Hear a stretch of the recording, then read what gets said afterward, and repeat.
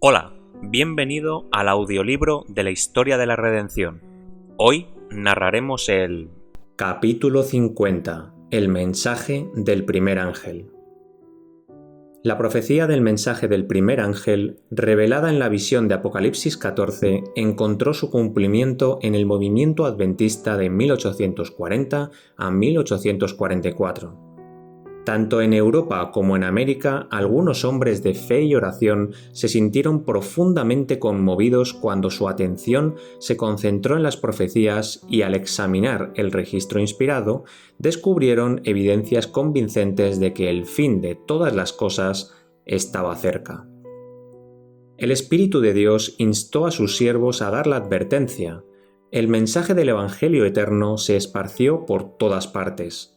Temed a Dios y dadle gloria, porque la hora de su juicio ha llegado.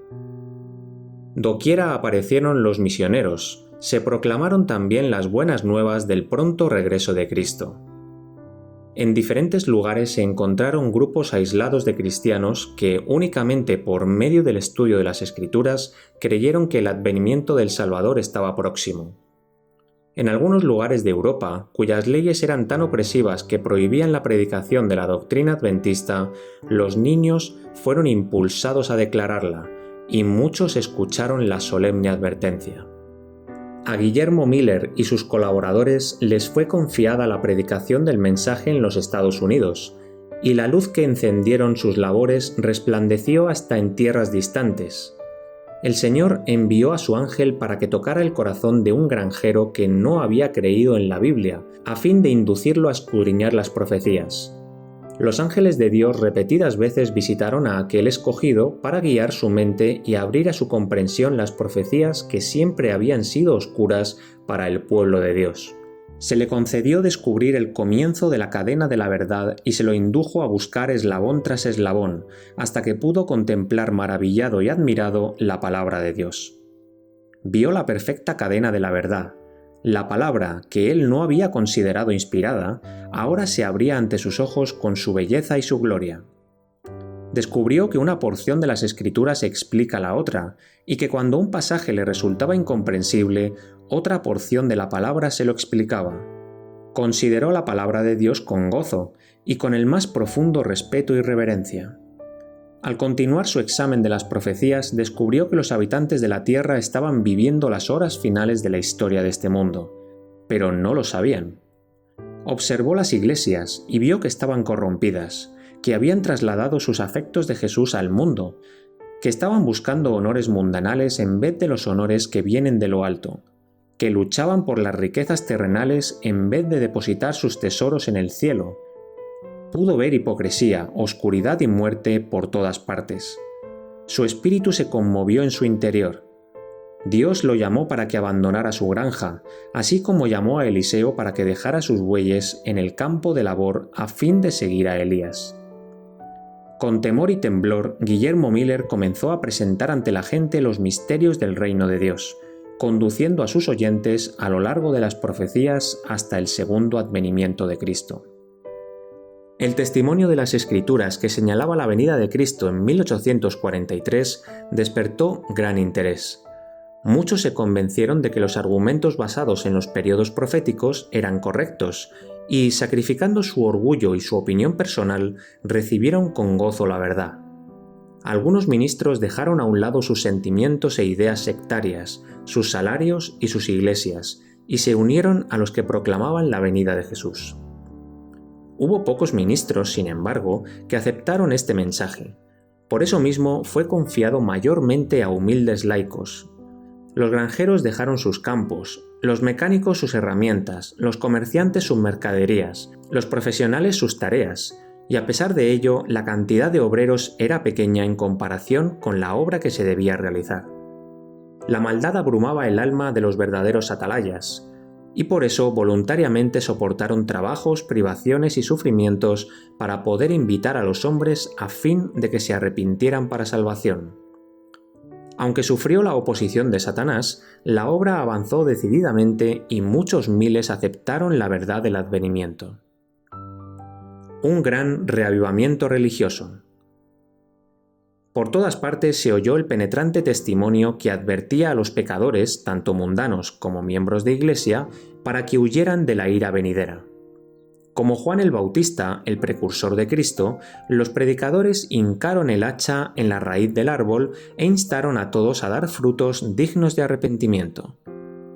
Sus conmovedores llamados contrastaban señaladamente con las afirmaciones de paz y seguridad que se escuchaban desde los púlpitos populares, y doquiera se daba el mensaje, conmovía a la gente. El sencillo y directo testimonio de las Escrituras, introducido en el alma por el poder del Espíritu Santo, resultaba tan convincente que pocos eran capaces de resistirlo totalmente. Los que profesaban ser religiosos descubrían que estaban confiando en una falsa seguridad. Vieron su apostasía, su mundanalidad, su incredulidad, su orgullo y su egoísmo. Muchos buscaron al Señor arrepentidos y humillados. Los afectos que por tanto tiempo habían depositado en las cosas terrenales, los depositaron entonces en el cielo. El Espíritu de Dios descendió sobre ellos, y con corazones ablandados y subyugados se unieron con los que proclamaban: «Temed a Dios y dadle gloria, porque la hora de su juicio ha llegado». Los pecadores preguntaban llorando: «¿Qué debo hacer para ser salvo?». Aquellos cuya vida estaba manchada por la deshonestidad anhelaban hacer restitución. Todos los que encontraban paz en Cristo ansiaban que otros compartieran esa bendición. El corazón de los padres se volvía a los hijos, y el de estos a sus padres. Las barreras del orgullo y la reticencia desaparecieron. Se hicieron confesiones sinceras, y los miembros de la familia trabajaron para la salvación de sus seres queridos. A menudo se oían fervorosas intercesiones. Por todas partes había almas profundamente angustiadas que intercedían ante Dios. Muchos lucharon toda la noche en oración para estar seguros de que sus pecados habían sido perdonados, o por la conversión de parientes y vecinos. La fe ferviente y decidida lograba sus propósitos. Si el pueblo de Dios hubiera continuado siendo tan importuno en la oración para presentar sus peticiones ante el trono de la gracia, tendría una experiencia mucho más rica de la que ahora posee.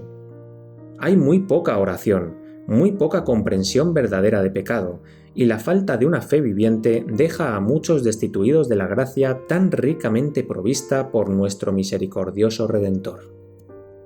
Toda clase de gente se congregaba en las reuniones adventistas. Los ricos y los pobres, los encumbrados y los humildes estaban, por diversos motivos, ansiosos de escuchar por sí mismos la doctrina del segundo advenimiento. El Señor mantenía en jaque al espíritu de oposición mientras sus siervos exponían las razones de su fe. A veces los instrumentos eran débiles, pero el Espíritu de Dios daba poder a su verdad. La presencia de los santos ángeles se sentía en esas reuniones, y muchos se unían diariamente a los creyentes.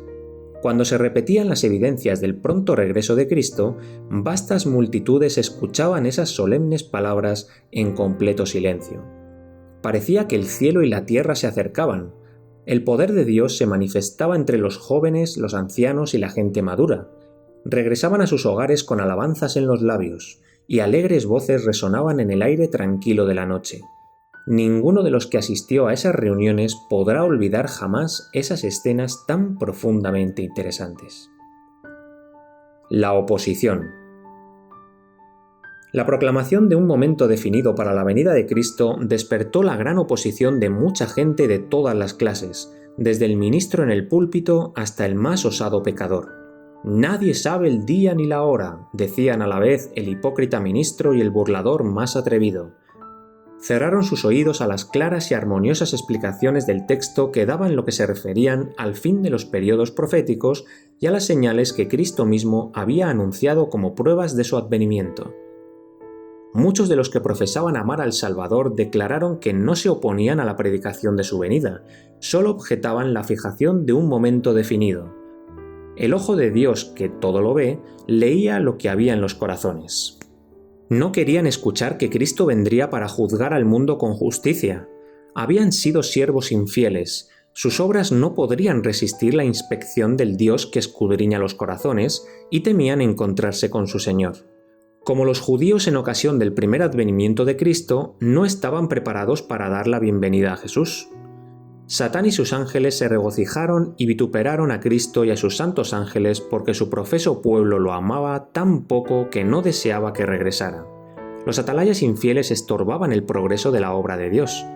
Cuando la gente comenzaba a inquietarse y a buscar el camino de la salvación, esos dirigentes se interponían entre ellos y la verdad y trataban de calmar sus temores mediante falsas interpretaciones de la palabra de Dios. A esa obra se unieron Satanás y los ministros no consagrados para clamar «paz, paz», cuando Dios no había hablado de paz. Como los fariseos de los días de Cristo, muchos no quisieron entrar en el reino de los cielos y se lo impidieron a los que estaban por entrar. La sangre de esas almas les será requerida. Por donde se proclamaba el mensaje de la verdad, los miembros de iglesia más humildes y consagrados eran los primeros en recibirlo. Los que estudiaban la Biblia por sí mismos no podían dejar de verificar el carácter antibíblico de las ideas populares acerca de la profecía, y donde la gente no era engañada por los esfuerzos del clero para confundir y pervertir la fe. Solo había que comparar la doctrina del advenimiento con las Escrituras para establecer su divina autoridad. Muchos fueron perseguidos por sus hermanos incrédulos. Para conservar sus cargos en la Iglesia, algunos resolvieron mantener su esperanza en silencio, pero otros creyeron que la lealtad a Dios no les permitía ocultar las verdades que el Señor les había confiado. No pocos fueron separados de la comunión de la Iglesia solamente por manifestar su creencia en la venida de Cristo. Muy preciosas fueron las palabras del profeta para quienes soportaron la prueba de su fe. Vuestros hermanos que os aborrecen y os echan fuera por causa de mi nombre, dijeron: Jehová sea glorificado, pero Él se mostrará para alegría vuestra, y ellos serán confundidos. Los ángeles de Dios observaron con profundo interés cuál sería el resultado de esta amonestación. Cuando las iglesias en conjunto rechazaron el mensaje, los ángeles se apartaron de ellas con tristeza. Pero había numerosos miembros que aún no habían sido probados respecto a la verdad del advenimiento. Muchos fueron engañados por sus esposos, esposas, padres o hijos y fueron inducidos a creer que era pecado escuchar las herejías que enseñaban los adventistas. Los ángeles recibieron la orden de velar fielmente por esas almas, porque otra luz había de brillar sobre ellos proveniente del trono de Dios. Preparándose para salir al encuentro del Señor. Con inefable anhelo los que habían recibido el mensaje aguardaban la venida de su Salvador. El tiempo cuando lo esperaban ya estaba cerca. Se aproximaron a esa hora con calma y solemnidad. Descansaron en dulce comunión con Dios, como un anticipo de la paz que gozarían en el glorioso porvenir. Ninguno de los que experimentó esa esperanza y esa confianza podrá olvidar esas preciosas horas de espera. En la mayor parte de los casos, los negocios mundanales fueron puestos a un lado por algunas semanas. Los creyentes examinaron cuidadosamente cada pensamiento y cada emoción de sus corazones como si estuvieran en sus lechos de muerte y en pocas horas debieran cerrar los ojos a las escenas terrenales. No se hicieron vestidos de ascensión, pero todos sintieron la necesidad de gozar de una evidencia interna de que estaban preparados para encontrarse con su Salvador. Sus vestiduras blancas eran pureza del alma y los caracteres limpios de pecado gracias a la sangre expiatoria de Cristo. Dios quiso probar a su pueblo. Su mano ocultó un error en el cómputo de los periodos proféticos. Los adventistas no lo descubrieron, ni tampoco lo hicieron sus más instruidos oponentes. Estos decían: el cálculo de los periodos proféticos es correcto, un gran acontecimiento está a punto de ocurrir, pero no es lo que el señor Miller predice. Es la conversión del mundo y no el segundo advenimiento de Cristo. El momento de la expectativa pasó y Cristo no apareció para liberar a su pueblo. Los que con fe sincera y amor esperaron a su Salvador sufrieron una amarga desilusión, pero el Señor había cumplido su propósito, había probado los corazones de los que profesaban esperar su venida. Muchos entre ellos habían actuado por un motivo que no era más elevado que el temor. Su profesión de fe no había afectado ni sus corazones ni sus vidas. Cuando el acontecimiento esperado no ocurrió, declararon que no estaban chasqueados. Nunca habían creído que Cristo pudiera venir. Fueron los primeros en reírse de la pena de los verdaderos creyentes. Pero Jesús y toda la hueste celestial consideraron con amor y simpatía a los probados aunque decepcionados fieles. Si se hubiera podido descorrer el velo que separa el mundo visible del invisible, habrían visto a los ángeles aproximándose a esas almas perseverantes para protegerlas de los dardos de Satanás.